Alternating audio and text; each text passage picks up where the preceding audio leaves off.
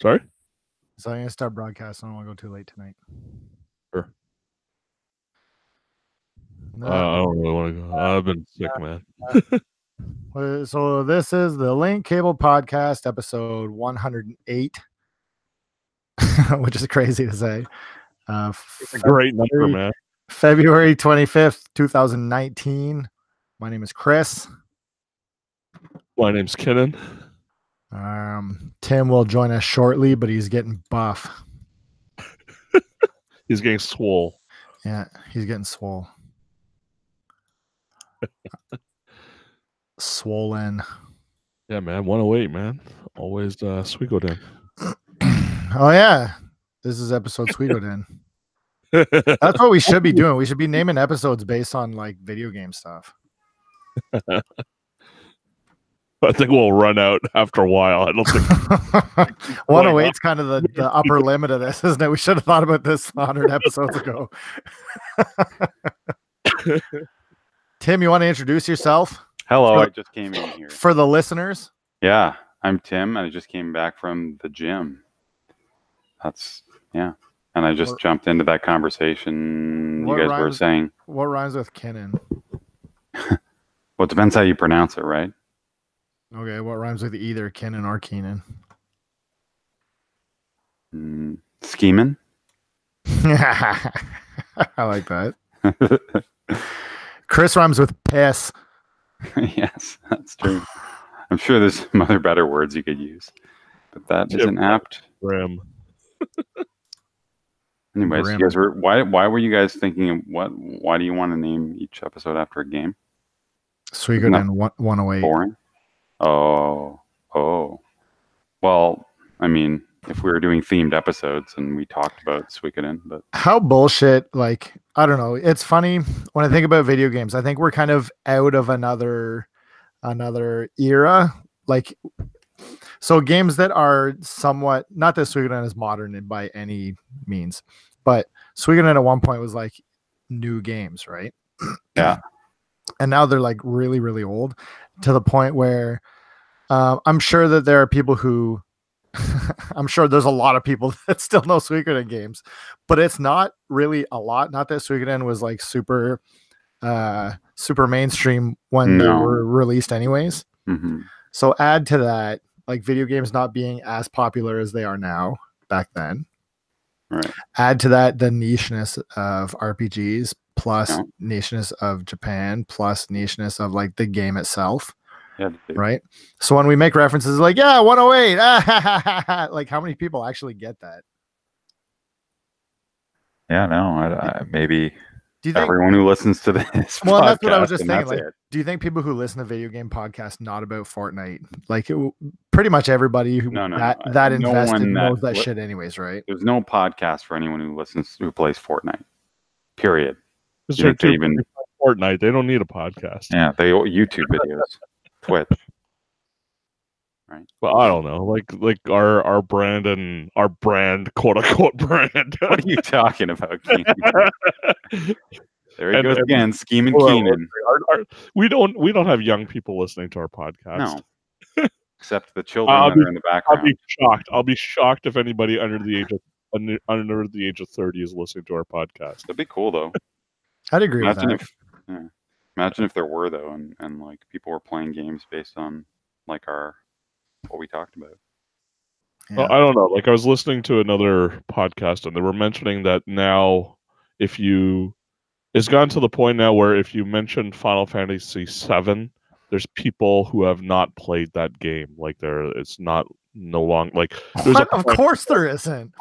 Like of course that's the case. That's not a shock at all. No. Yeah. Here's the thing. Resident Evil 2 sold so many copies. Editors who are people who are in game industries who are writing as professionals have not played that game. Okay, that's a little different. Well, but at the same time, this game came out in 1997, did it not? Like exactly, yeah. That was a long ass time ago. Yeah, it is. It's 20 years ago now. But it seems like such an obvious thing, right? It seems like, of course, everybody's played Final Fantasy VII, but everybody old has played Final Fantasy VII. Like everybody who used to be into video games has played Final Fantasy VII. We still matter. Because that's what I was saying. Resident Evil 2 remake sold 1 billion copies or something, you know, like crazy amount, you know. So there's still a lot of people that, because that was what, 97 as well, 96, right? Something like that. Is that the case though, that the reason it did so well is because 98 actually? I'm curious whether Resident Evil sold so well because it was Resident Evil 2, or because it looked so good, or because it had such buzz. Like there was a lot behind it, right? Mm-hmm. And so I think there's an interesting conversation somewhere about like we've kind of talked before about like, oh man, remember when video games used to be good, right? And I know that video games are still good and I still enjoy a lot of different games, but there's a conversation, an argument to be made that they're different now. Yes or no? I'm tired of that discussion, to be quite honest. No, and that's fine. And I don't really want to get into it either, but just it's interesting, the idea of why did this game do well? Like, is there something to be said about, you know, heart key, spade key in a police station instead of like, you know what I would say, like back, you know what I say about that era, right? And why it's kind of romantic now to redo a lot of the stuff from that era. And this is just my feeling about it, is that was a point where teams were small enough that people wanted to take the risks in order to try something a little different. But then the technology really wasn't there to always envision everything fully to what they wanted it to be, right? So now that we are at a place where the technology has kind of caught up a bit, and those ideas are still kind of like prevalent in our psyche. They're thinking about, hey, let's bring that idea back and let's polish it up and see whether we can realize that idea in a better setting now, you know. Yeah. And I think that's probably why we'll continue to see things getting pulled from there, right? I don't think we'll see, like, for example, I don't know, like 10 years down the line, if we're gonna see like somebody say, oh, I want to re-envision Halo in a modern setting. And I know there's that Halo collection and whatever, but I mean, like, really re-envision it, because stuff in that era, the technology and graphics and stuff were pretty much good enough so that people could have their vision and then like put it out there, and at least it's like 90% there. But back in the PlayStation era, maybe it's like only like 50% of what they wanted. You know, that at least that's the feeling that I'm getting. And tough to replay games from that era too, because they are so like basic 3D, right? Well, the other thing that, I mean, the other good part about back then, Keenan, is that because they didn't have as much to work with in terms of technology, they didn't have to spend all that budget and time worrying about textures and worrying about, you know, and all that extra flair stuff, where you could devote, maybe it just means smaller teams, I guess, I don't know. But I worry about now, like, Resident Evil 2 wasn't an example of it, but there's other games that I can see them doing remakes and like losing some element of why they were good because of the mechanics, rather than and spending so much on the way the game looks to try and upgrade the game instead. I think Resident Evil 2 was good because it just kept those. It just focused on mechanics, and then it's also a really good looking game, but it didn't go overboard, going crazy. I guess they didn't neglect the gaminess aspect of the game to make it look really good, which I feel like a lot of stuff now, they're like, look how good this looks, look how amazing this looks, and then you play it and then it's like, oh, great. Like, this well, you see, like, to speak towards what you're saying, like Resident Evil 2 did really well because they kind of reworked it and tried to, and I don't know, I'm reading into this a lot, right? I'm putting words into it, that they reworked it and got closer to the vision that they had. Whereas Onimusha, which also got a re-release and also was like in a lot of people's households, you don't hear anybody talking about that, even though it's a fine package, but all that it is an up-res version of it. Oh. It's just like HDified. So I didn't realize. There's not enough. Yeah, and then there's not like not really much buzz about it, but there's some people who seem to enjoy that game quite a bit back then, but I don't hear them clamoring like the same way that we hear about Resident Evil 2. You know? I mean, the cool thing that they did with the technology about Resident Evil 2 remake, that it wasn't just to do with the way the game looked, was the fact that they have that whole station rendered simultaneously, and Mr. X is walking around it. Like, you couldn't do that back then the same way. Like, the technology limited that aspect of how the game worked. So instead of having like these sort of preset sequences where he jumps out of, breaks through a wall. Now he can be anywhere, and he is, he's around, and that's pretty wild. Like that's a really cool element of that we just couldn't do back then. And it's cool that they actually said, hey, we can do this now. Mechanics, we can do this new mechanic that we could not do. Which the fact that they thought about that and did it, I wasn't even expecting that. Because you don't always know whether, unless someone does one of those, like there's that YouTube site where the guy does the out of bounds stuff. Have you ever seen? I can't remember his name, but he does videos on showing out of bounds content that you can't normally see in a game by like playing it on PC and using like a camera hack and showing like hidden stuff that the developers left in the game. And I forget that name of it. We'll have to find the name of the channel, but it's a pretty interesting little channel. And he even showed Resident Evil 2 Remake recently, and so you can see a lot of cool little things about the game that you might not know about. Little tricks too, even how certain things were done in the game were shown off in his channel. So yeah, oh no, like I just a feeling in my gut that we'll see more people pick up an old license and say, look, nobody's really doing much with this. I wanna redo it and modernize it and put it in the right vision again in this future. I feel like there's a gold mine there of like ideas that were half realized in the PlayStation Saturn era that can be taken and reworked into this modern age and stuff. And I think Resident Evil 2 is hopefully the beginning of giving people some thoughts into that. Mm-hmm. Yeah, for sure. Even as much as I was disappointed by it, at the same time, like there was just minor things that for me, personally, disappointed me after I enjoyed the game quite a bit. So I mean, I overall I think they've done a great job and definitely in the right direction for remakes. So. I played a ridiculous number of games today or this week. Can I burn through these? Today. No, this week. There's one I want to know if you have played, because I feel like it'd be right up your alley, but there's some controversy about this thing. Yeah, I played it. Get into. I did play it. Yeah. So I'm going to read off. I actually have quite a bit to talk about in a few different arenas. I burned through a ton of Steam games again. Cool. Just, backlog stuff that I would just, some of these games I played for, like, I'd put it on for like 5 minutes and be like, this is bullshit, and turn it off, right? Yeah. Like there's some things I just know I can do with that. While you're mentioning these, I'm going to look them up on Steam. Okay. I'm going to list them off really fast though. Okay. There's only 1, 2, 3, 4. There's 5 I'm going to recommend. Mm-hmm.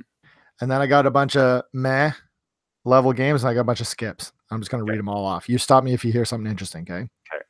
I'm going to read the skips first. Okay. Controversial, but Subsurface Circular is bullshit. Hyperdrive Massacre. Wait. Hold on, stop. That was a game you just said? Subsurface Circular? But Subsurface Circular. Okay. This is a game, a lot of people liked it. I thought it was stupid as shit. Hyperdrive Massacre, Battlecon Online, American Truck Simulator, Another Site, Hodge's Journey, Domino. Wait. Why were you playing American Truck Simulator? Didn't you play Europe? Because in my list.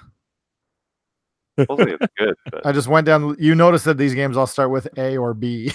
I didn't notice that. Not all of them, but not all of them.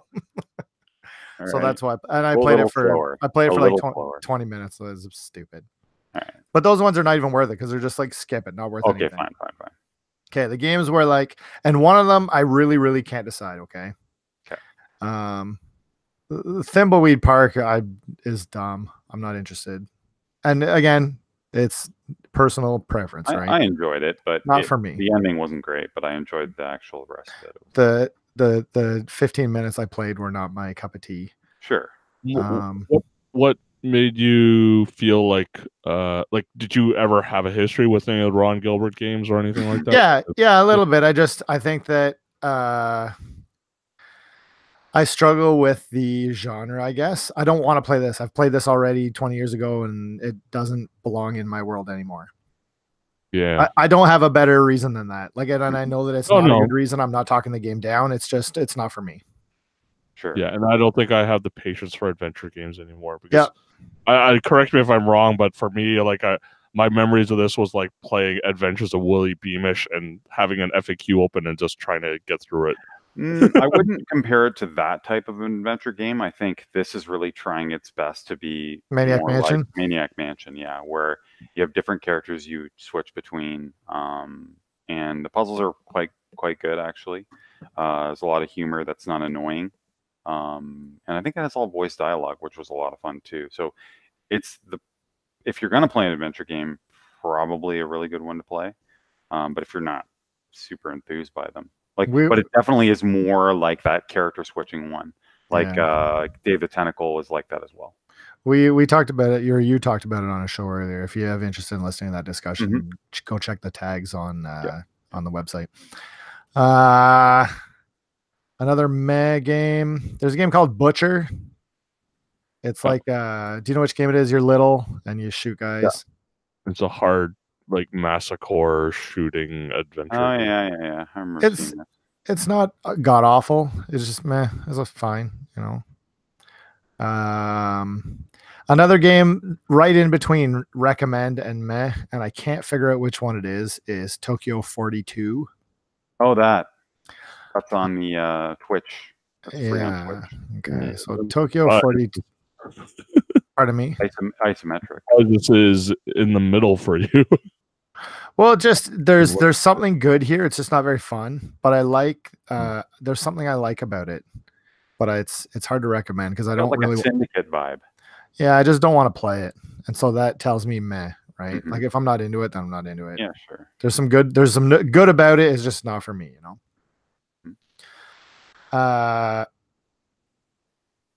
I don't want to say the other meh game because I'm going to come back to that later.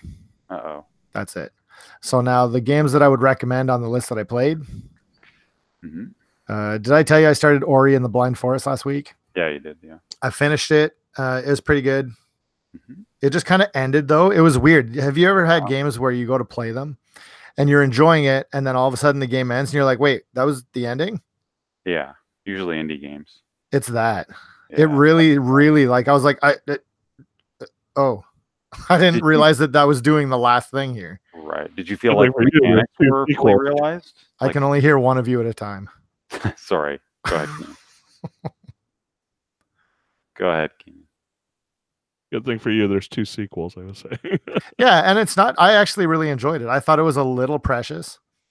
The character story beats were stupid, and the music was a little much. But I know people were into it, and I read reviews, and people say, "Oh, it made me cry." No. Do you know another game? It gave me like just saying and how it ended, not knowing that I was at the end. Do you know what game really, really hit me for that? I think I know what you're gonna say. What's that? Inside.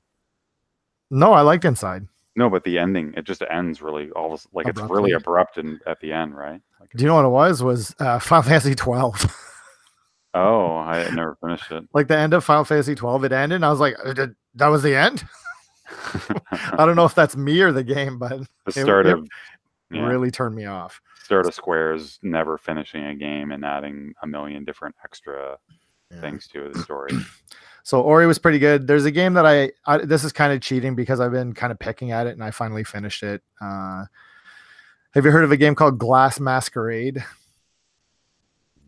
No. It is a jigsaw puzzle game where you rebuild stained glass windows.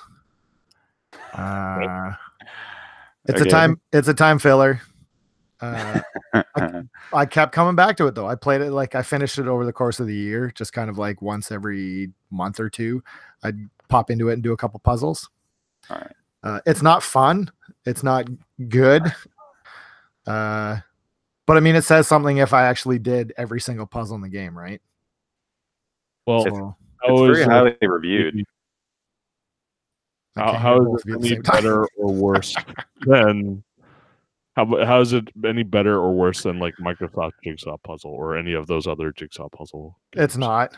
I think the interesting part about Glass Masquerade is that the pieces that you put into the puzzle area are different shapes, right? Like the art is somewhat interesting. There's some stuff to look at.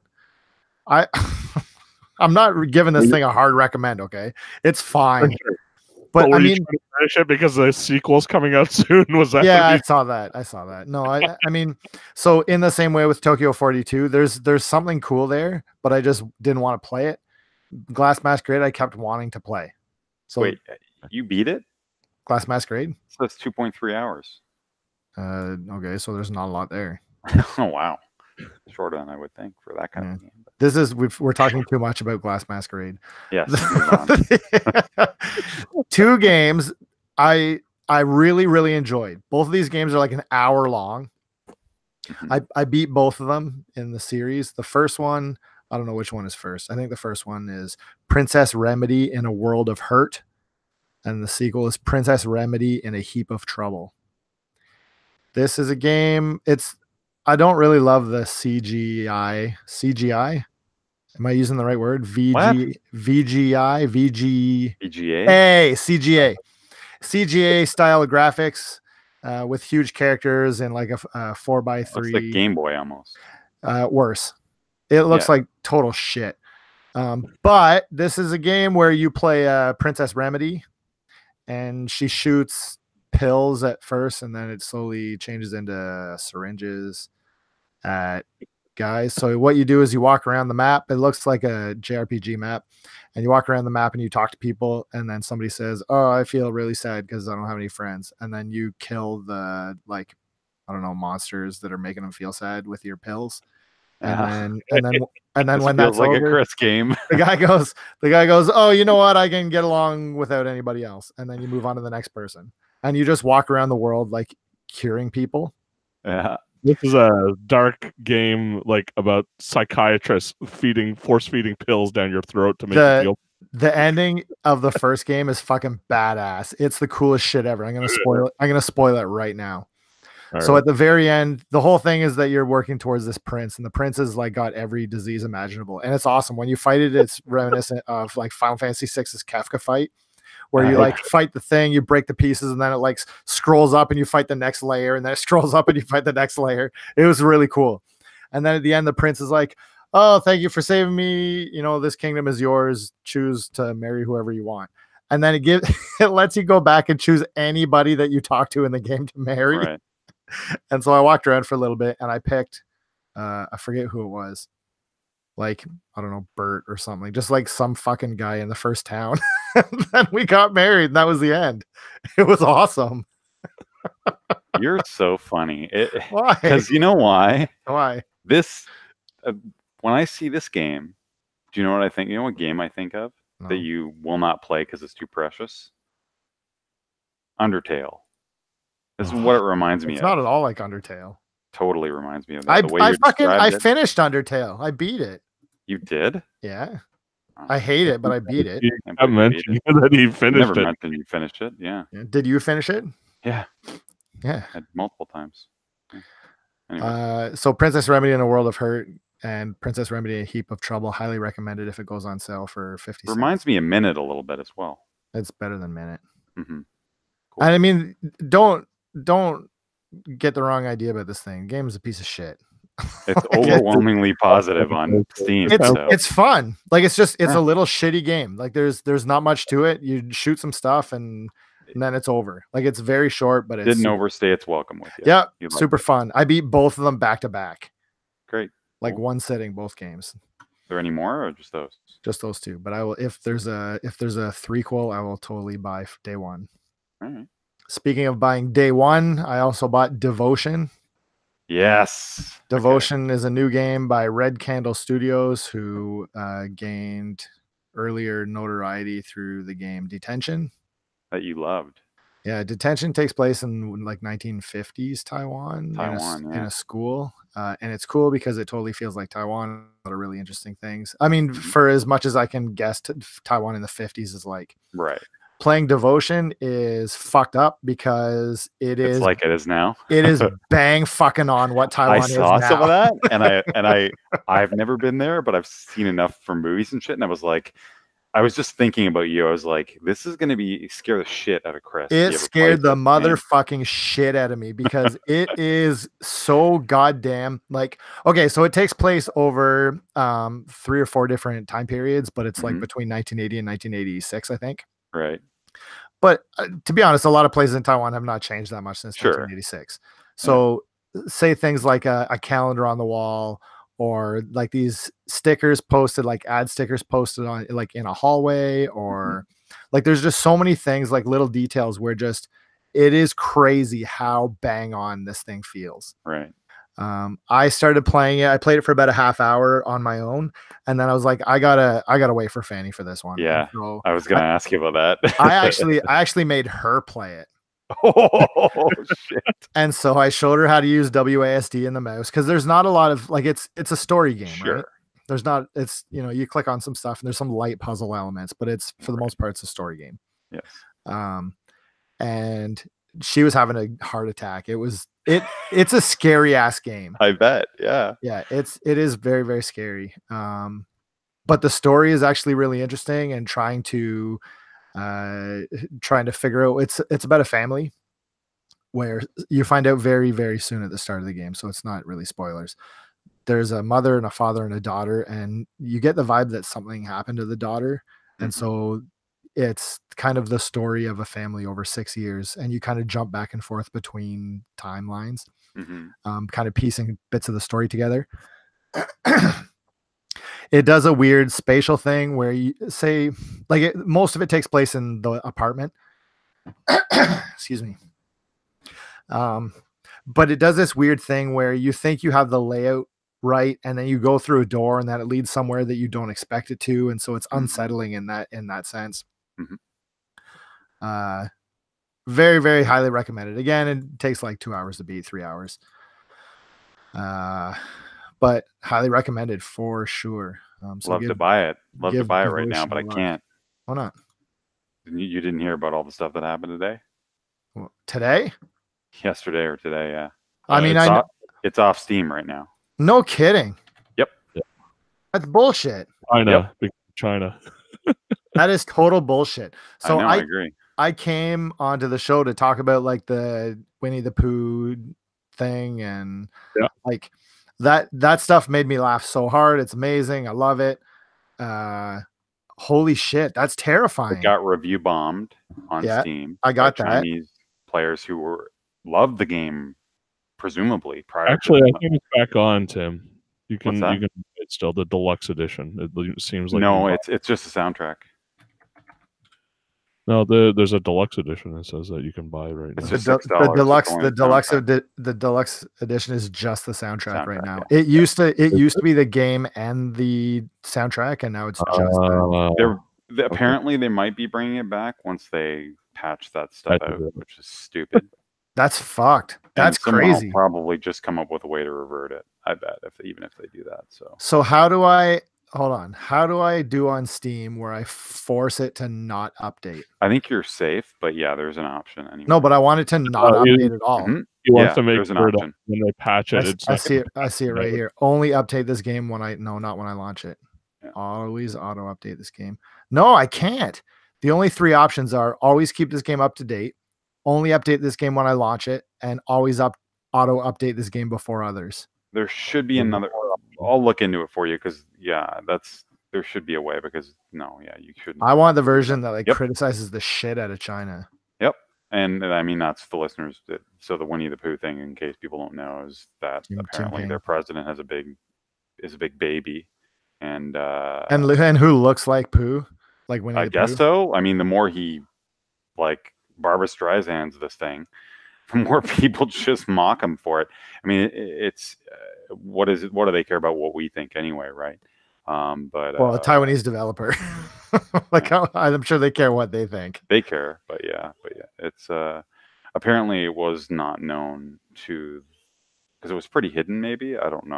Did we even say what it is? So what happened in some of the documents, on some of the ads, they kind of say some shit about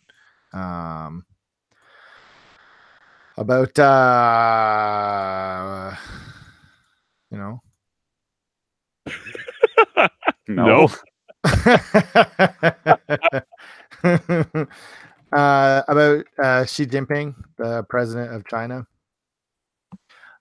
See, Chris shouldn't say it because he's got to go back to Taiwan someday. Yeah, I Tim, gotta. Oh yeah, that's right. I don't know what happened. Maybe you guys can explain, and then I'll just stay like a neutral. That would presume that anyone listens to this podcast, but you don't think China has like their secret agent? Yeah, like we'd have more listeners if that was the case. Not like listeners, but like you're gonna see this episode's listener count shoot up to like 8,000. That'd be awesome. It'd be awesome, and then I get like detained when I try going to Asia this summer. He's gonna go to Asia. They're gonna like pull him, and they're gonna be like, "What'd you say?" No, but I'm gonna go to Taiwan, so it'll be fine. Yeah. Well, I'll be revered as a hero. Because they're Taiwan's prime minister or whatever president is streaming playing the game or something. He's sporting them. That's what also happened. Yeah, pretty cool. Pretty cool. It's good stuff. So hey, that's cool that I bought it. I hope you get the chance to play it in the future because it's really cool. I'm excited to play it. And I don't usually You know that I'm not big into story games. I'm also, to be honest, not big into horror games because I'm a baby. This game scared the shit out of me. I want a taste of Taiwan, right? Like I want that. This is 100%. Yeah, I want that. You know what I mean? Yeah, it's crazy. Like how bang on it is. Cool. That's exciting-ish. I am all over. Hopefully they do a revert. Someone does a revert patch afterwards. Yeah. I mean, and you would never notice it. No, if I know. You know. I sure as hell wouldn't have noticed it. Just for the sake of it. It's like. Well, yeah. You know. I feel like I'm talking a lot here, but I also put a little bit of time into a game that came out on Friday. Mm-hmm. This is a looter shooter called Anthem. Yep. Okay. So, internet hates this thing. Internet, not just the internet. I mean, well, I guess the internet, but absolutely hates this game. Reviewers aren't really. And to be fair, you played the beta, and you also were not very high on this. I hated the shit out of the beta. I got to tell you though, I had a fuck ton of fun playing Anthem. I think the flight mechanics are amazing. Traversal's amazing. Like the gunplay is pretty good. Like it's enjoyable, right? Mm-hmm. It is okay. This game is incredibly fun to play. The game itself is great. Everything else that's not playing the game is some of the worst shit I've ever seen. Mm-hmm. Like the systems that tie the actual gameplay together are a nightmare. I don't know how this thing could have possibly made it to market as it is. Like, and I don't want to say, it's funny because I'm not shitting on it and like piling on and say like, oh, I think the cool thing to do this week is to hate on Anthem, right?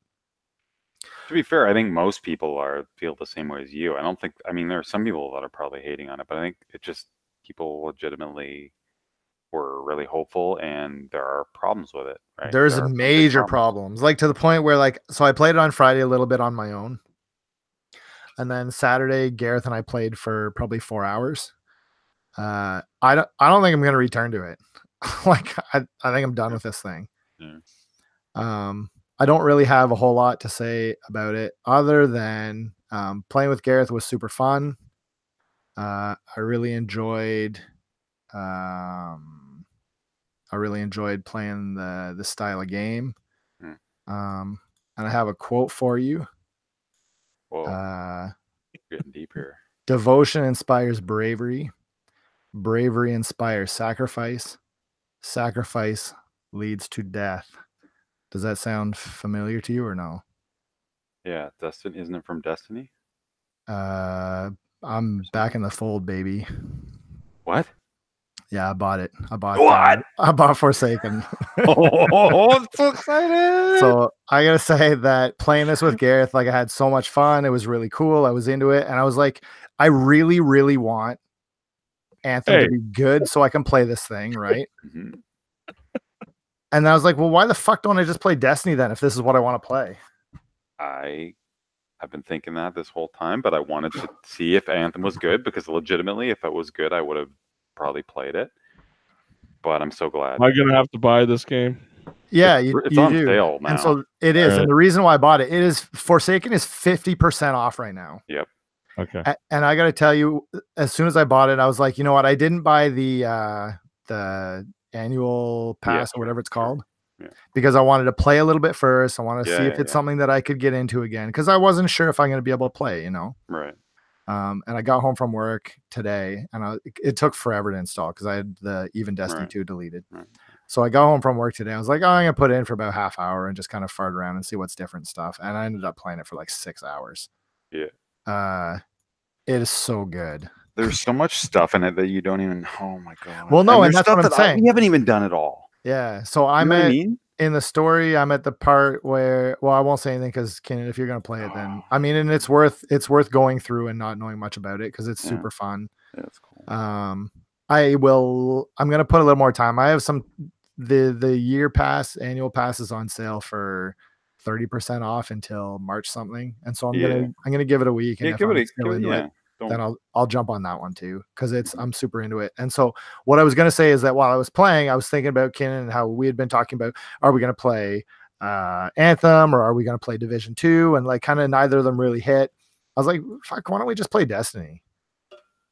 Are you in for Destiny? It's like $25 right now.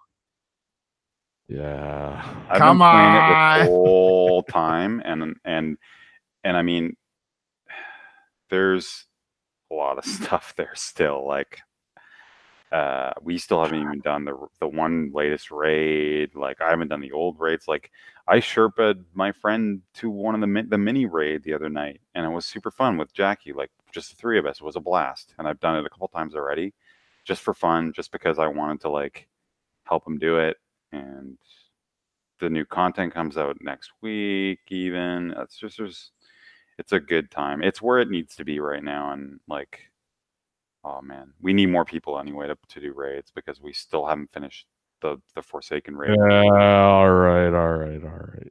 And like I said, you're in 50% off right now. Come on. Yeah, you can't. Yeah, if you want to get something like this is where it is. I think a lot of people are thinking the same thing. Like, there was a big thread on it too, and I get it, right? On like, instead of Anthem, come back to this. Yeah, I can see that. People who played Anthem right already and who are like a little disappointed, and I get it. Like, I get why people are apprehensive, totally, and like I could see myself going both ways because you remember how much I hated Destiny 2 at launch, so totally get it. But yeah, I got my Luna's Howl 2 days ago, and even finally when I got my Luna's Howl like grinding PvP, I was like, okay, I need a break. Just and then 2 days later, I was like, okay, I'll Sherpa. I don't want to play Destiny 2 anymore. Why? What are you talking about? Because I'm too excited about it? No. Wait, which version am I buying of this thing? You know what? To be honest, if you're gonna play the digital deluxe one, no. So you can. What I would probably recommend is I'm likely gonna buy the annual pass thing. And so there's one that's Forsaken and the annual pass for like 50 something. Yeah. That's the one I would probably get because I got just Forsaken and it's going to cost me probably $3 or $4 more to buy the other thing too. All right. And so are you going to buy that whole thing? Because if you do, I'll buy it right fucking now. Yeah, I'll buy the whole thing. There's a lot of content. I've got really no game on my docket right now. Like, honestly, like the past week, I've been sick too for the past week, like with all sorts of stuff, and work's been crazy. So everything's been like not gaming for me last week. So actually, Tim, after you go through your stuff, there is one thing that I probably want to talk to you guys about what I've been doing all week. But all right, yeah. But yeah, are there any other games, Tim, that you? Yeah, I played the Talos Principle. I realized it was on Steam, and I'd never played it, and my computer can run those games reasonably, and I played it for 9 hours so far, and I'm enjoying it a lot. It's very Jonathan Blow-esque, very like I could see that it came before The Witness, I think, and after Portal 2, and it's cool. Like, very like there's the game is first-person puzzler, and you're like a robot, and it's all philosophical, and that's fine. But even the puzzles themselves are really cool. There's a lot of thinking outside the box. There's a lot of meta puzzles, which are kind of reminiscent of Jonathan Blow stuff, like Braid. there's some cool stuff in there, and I'm only like not that far through the game, and yeah, it's cool. It's a nice little, and it's good. But last night, for the first time ever, I don't know if it's because I haven't played too many first person shooters on my PC, but I actually got motion sickness like playing on a flat screen. It was really weird. I was like starting to feel funny, and I was like, is it the game? Like, because it's so smooth now with my video card that the frame rate's quite high. So it was kind of tricking my brain when I was moving around. And maybe I'm too close to my monitor. It's a larger monitor now, but yeah, I was getting motion sick. I had to take a break from it. But no, it's cool. I don't. Keenan, you played it, right? Yeah. Did you finish it? I played it too. Yeah. What did you guys think? I can't remember. It was fine. Yeah. I like the. Well, yeah, you go. I was gonna say I like the game for like the first. I don't know how long it was, but I played for a few hours, and I really like kind of like the beginning puzzles, and then it got super obtuse, and I was like, oh, I don't play this anymore. It's yeah, they get pretty tricky later, and some of the star puzzles, like where to get the actual stars, some of them are a little unfair. Like I'm not against right now looking stuff up if I really get stuck, because I think my time's worth a little more. So if I get really stuck on something, I'll just get a hint on something to figure it out. So I was doing that for some of the hidden puzzles that you do. So, and some of them felt a little bit unfair, so I don't feel bad. But yeah, I'll probably finish it. Keenan, what did you think? I thought it was okay. I never got to the. I heard that it gets really interesting as you go on and in the game. I don't think I ever reached that point. I think it was just too much of a lead up to that stuff for me. I'm surprised you didn't get on PlayStation, because I thought there was a VR component to it as well. Don't believe. I think it's PC has VR. Only PC. Yeah, okay. Yeah. What was I going to say? It has like Portal elements, Portal 2 kind of feel for like protagonist and like who the bad guy is. I guess kind of feels like that. You don't know who the bad guy might be, and yeah. What else are we going to say about it? Yeah, I don't know. It's good. Yeah, I'll probably stick through it. We'll see. Like Witness, I played quite a long time too, and I didn't finish it. Partly because my computer couldn't handle it at the time. Maybe I'll go back. I think Witness is a little more well realized, and it's unique. I don't know. Did you play The Witness, Keenan? Yeah. Yeah. I feel like The Witness had some cooler ideas. This feels sort of this is a block, this is a laser, or like it's not out there enough. Where The Witness is like really, really unique in what they're doing and the type of puzzles and stuff. Where I feel like if I had played that back then with a better computer, it would have been a bit more fun rather than kind of struggling against it. But yeah, I never finished The Witness. I got pretty far. Yeah, I think Talos Principle is a lot more.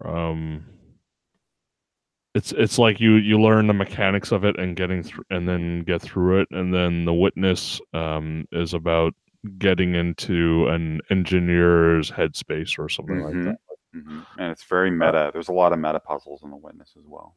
And I think a lot of Jonathan Blow stuff makes some mechanical sense if you have that same wave of thinking. Yes, yeah. Usually, you can usually figure it out as long as you kind of understand the principles by which he creates his games. I love when you guys pretend like you're engineers. This game makes me think that it could be, I guess, maybe, which is the mark of a good game, right? When it makes you feel smart, right? When you're like a programmer in this is really cool, amazing game Shenzhen IO. Yeah, exactly. Yeah, I just want to dip my toes in, right? You know what I mean? Your toes, that's what you want to dip in. Dip my toe. And I mean, I was a programmer for 2 years in university. Like, I'm not like like I know that lifestyle. I'm just not. I didn't do that up to completion. Speaking of programming games, that Quadrilateral Cowboy, I got to put that on my Steam list. I think you mentioned that a while ago, Chris. Is by your guy that made that game that you like? Is that 30 Flights 11? Yeah, that same guy. I like 30 Flights 11. I didn't play the other. Quadrilateral. God, still $21. That's too much. So instead of playing games, I started watching Akagi. If you, oh fuck, I was gonna say if you say an anime, I'm gonna hang up on both. He did. Yeah. Yeah, so I know you guys like Kaiji a lot, right? Yep. Which is anime. How old is it now? What Akagi? At the Akagi, sorry. at the very earliest, like 2006. 2006, and Or it's at the very latest, I mean 2006. And how would you describe that that particular show? I don't know, fucking weeaboo trash. Dude, I am so fucking over anime. It's not even funny. No, you're not. Yeah, I am. You keep updating me on One Piece episodes. Yeah, I tell you it's available. Yeah. You're downloading them. For I you. appreciate I'm not gonna watch that shit. All right. You like the opening. The one that I didn't like. Wow, I like that opening. Right now. I don't understand, Chris. Why are you so hostile all of a sudden? Yeah. Anyway, go ahead, Keenan. Shit. I want to hear what your thoughts are. So Akagi is about basically a demonic. He's not really a demon, but he's just a guy who's really good at mahjong. This episode is a fucking nightmare. Gambling in general, I guess you could say. Yeah. But it's a really cool show because it's takes place in 1950s Japan and basically stands like it basically goes through a few decades. So it's got a very gritty, like dark feel throughout the whole entire series. Like I found it a lot more appealing than Kagi was for me, but it was just I think it's a interesting kind of show for people to watch. Unfortunately, the anime doesn't.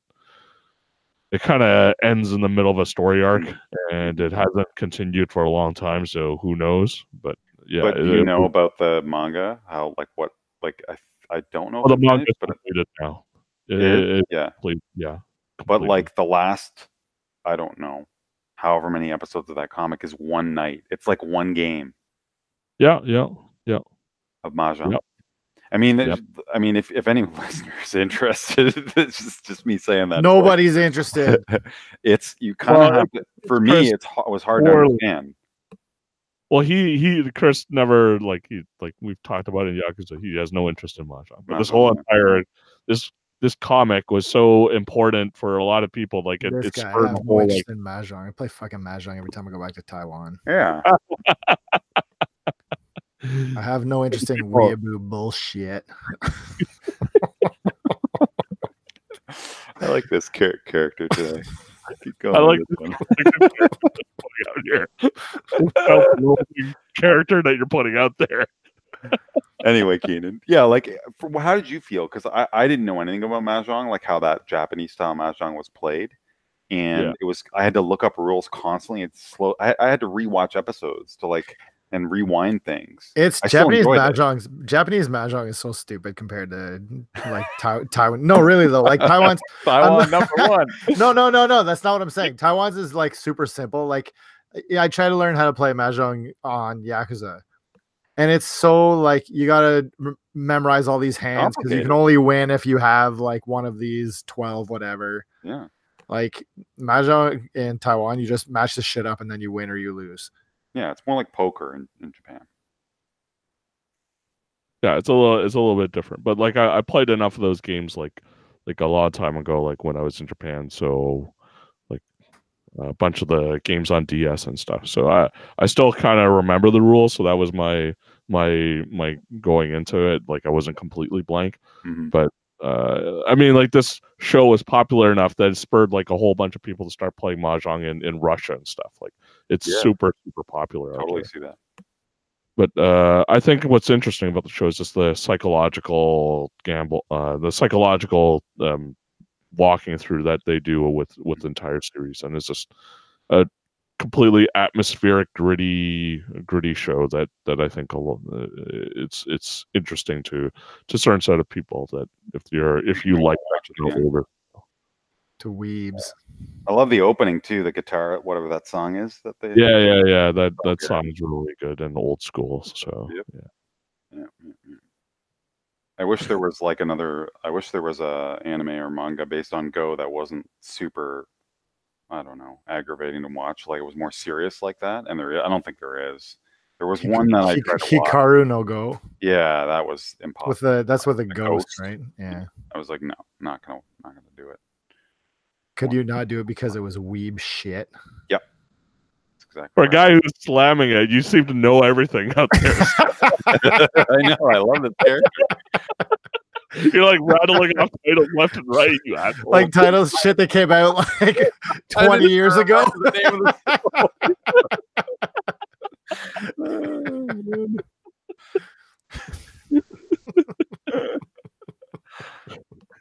Yeah, cool. Did you finish it? Are you on your Yeah, cool. Yeah, it's good. Yeah. Good, awesome. All right, that's it for me. Cool. So hopefully we'll have Jackie on next week. She'll talk about her accomplishments or lack of accomplishments. We'll see. Yeah. Tune in next week. Hey, I got a question about taxes. Can I ask you guys? Yeah. No, this is a good one, and it might help others. Sure. Buy that software on Steam that you love. What is it called? It's not available anymore. YNAB.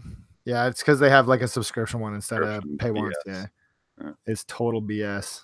No, do you know what's crazy is I was doing them and I put in my T4 and all my stuff. And then I went to like the finish whatever page and see, and the refund was like almost $2,500. I was like, sweet, that's awesome. I'm down. I love it, you know. Mm-hmm. And then I put in my wife's. She got her T4 today. I put it in, and it dropped the refund down to fucking like $300. Yeah, happened to me too. Happens to me all the time, man. That's bullshit. What's bullshit about it? What? How? Okay, so why if I put in mine, yes, and it's like $2,500, and then I put in hers, and then mine drops to like $300? Because you're fucking married. But aren't you supposed to get like benefit from being married? People talk about like benefits of marriage and taxes. Yeah, this is not beneficial. It's not one. It's not you only. Like can you beneficial as you guys as a unit? Like, yeah, but as a unit, no, she did. She got less than I did. Like that's 300 total. Yeah, that's what I mean. Yeah, so how's that beneficial? You probably had to pay back a lot more, but because you're a unit, like it evened out to 300. Horse shit. It happens to me every year, man. Is it beneficial? Is it a tax benefit if I get divorced?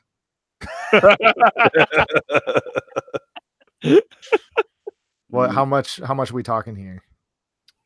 I have no idea, man.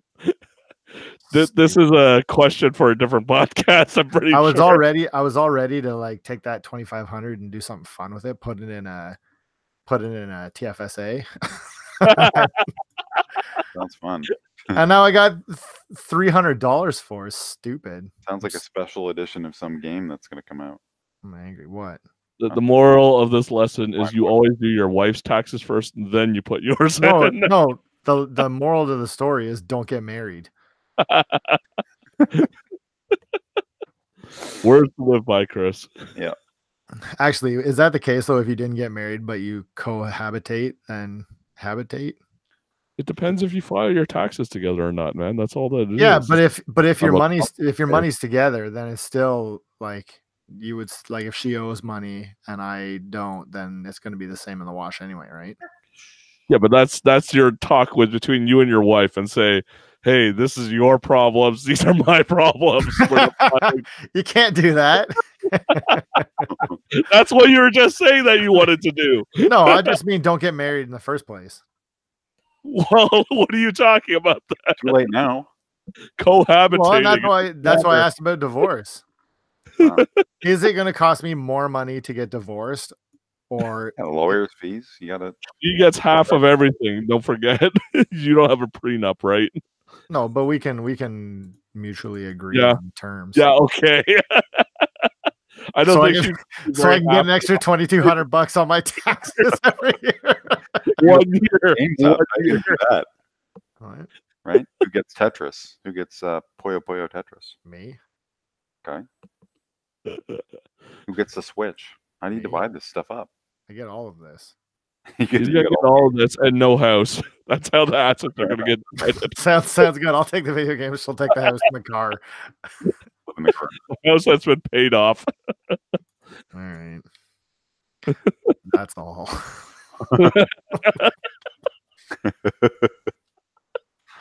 Have a good week.